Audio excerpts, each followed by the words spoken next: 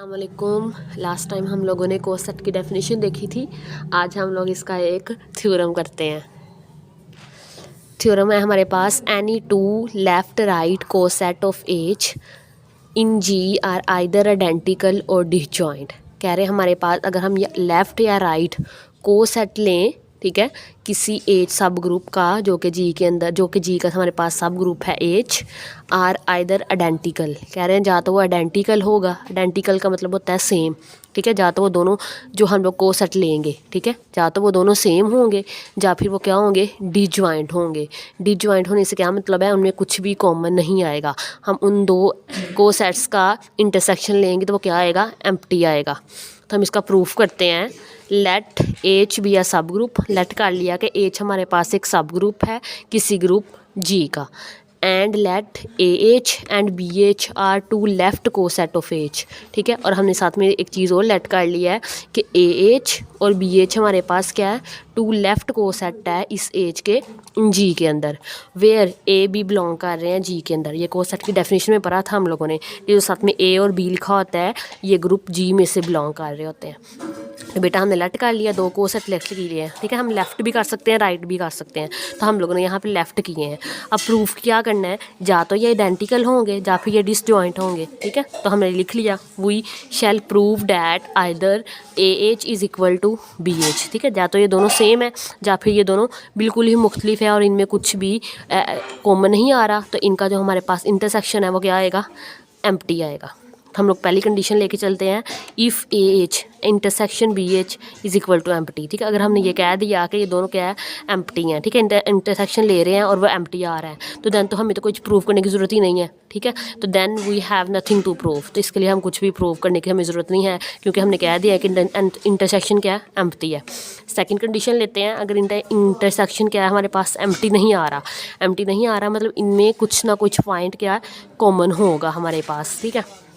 तो then we prove, हमने ये प्रूव करना है कि ए एच इज़ इक्वल है बी एच पे, ठीक है। हमने ये प्रूव कर लिया कि करना है कि ए एच हमारे पास इक्वल जा रहा है बी एच के। अब A H intersection B H does not equal to empty, तो बेटा ये हमारे पास क्या है, एम्प्टी नहीं आ रहा, so there exist at least one element, ठीक है। तो हमें हमारे पास एक एलिमेंट एक्स बिलोंग करेगा कि जो कि इनके इंटरसेक्शन में से बिलोंग कर रहा है, ठीक है। अब ये इंटरसेक्शन में से बिलोंग कर रहा है तो एक्स जोन सा ए एच में से भी बिलोंग करेगा और एक्स जोन सा बी एच में से भी बिलोंग करेगा, ठीक है। क्योंकि हमें पता है कि जो एलिमेंट इंटरसेक्शन में से बिलोंग करता हो वो ए फर्स्ट वाले एलिमेंट में भी बिलोंग करता है और सेकंड वाले एलिमेंट में भी चलते जाता है, तो वहीं से हम लिख देंगे एक्स बिलोंग करेगा ए एच एंड एक्स बिलोंग करेगा बी एच, ठीक है। अब चूंकि एक्स ए एच में से बिलोंग कर रहा है तो मतलब ए एच के कुछ एलिमेंट ऐसा होगा जो कि एक्स के इक्वल आएगा और बी एच में कोई ऐसा एलिमेंट होगा जो एक्स के इक्वल जाएगा। तो हम लेट कर लेते हैं X is equal to A H one है और B is equal to B H two, जबकि जो एच वन है एच टू है ये हमारे पास सब ग्रुप एच में से बिलोंग कर रहे हैं। बेटा यहाँ से हमारे पास ए एच वन इक्वल चला जाएगा बी एच टू के, ठीक है। तो ये हमने लिख लिया कि ए एच वन इक्वल है बी एच टू के, ठीक है। तो यहाँ से हम लोग हम एच वन इनवर्स को लेफ़्ट साइड पे भी और राइट साइड पे दोनों तरफ मल्टीप्लाई करवा देंगे। ये हमने मल्टीप्लाई करवा दिया तो हम यहाँ पे हम लोगों ने लिखा कि एच वन इनवर्स को अलग कर लिया, ठीक है। इधर से एच वन इनवर्स को अलग कर लिया, ठीक है। तो ये हमारे पास क्या आ जाएगा, अब ये एक एलिमेंट है, ठीक है। अगर हमने पढ़ा हुआ है कि अगर एक एलिमेंट है उसका साथ में इन्वर्स पढ़ा हुआ है तो ये किसके इक्वल जाता है, आइडेंटिटी के इक्वल जाता है। तो यहाँ से ये हमारे पास एच वन है और साथ में एच वन का इन्वर्स है, तो इसकी जगह हम आइडेंटिटी लिख सकते हैं, इज़ इक्वल टू बी। अब ये H two H one inverse है, अब एच टू भी एच का एलिमेंट है और एच वन इन्वर्स भी एच का एलिमेंट है, ठीक है हमारे पास। तो ये दोनों हमारे पास चले जाएंगे, हमने कह दिया कि दोनों किसी एक एलिमेंट एच थ्री के इक्वल है। साथ में लिख दें where H three is equal to H two, H one inverse belong to H, ठीक है। अब यहाँ से ए जो आइडेंटिटी एलिमेंट से मल्टीप्लाई हुआ तो वापस ए आ गया और ये बी एच थ्री आ गया हमारे पास।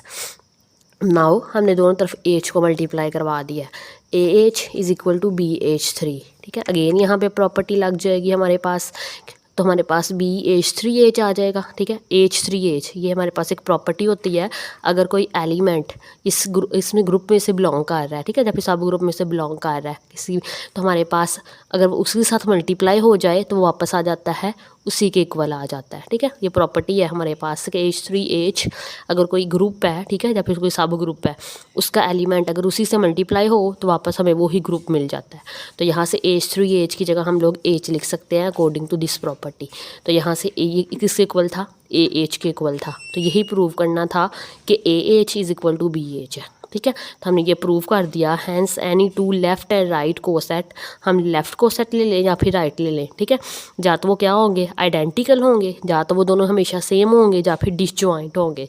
ठीक है, मतलब हमारे पास फ़र्ज़ कर लें ये AH है ना, इसके जो एलिमेंट है ना वो 1 2 और 3 हैं। ठीक है, तो BH के भी हमारे पास 1 2 एंड 3 ही होंगे।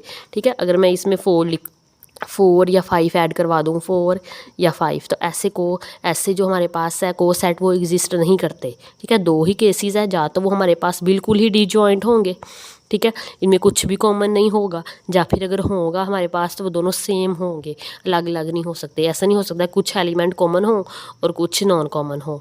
ठीक है, तो यही था हमारा आज का थ्योरम। अगर आपको वीडियो अच्छी लगी हो तो लाइक शेयर एंड सब्सक्राइब ज़रूर कीजिएगा। अल्लाह हाफिज़।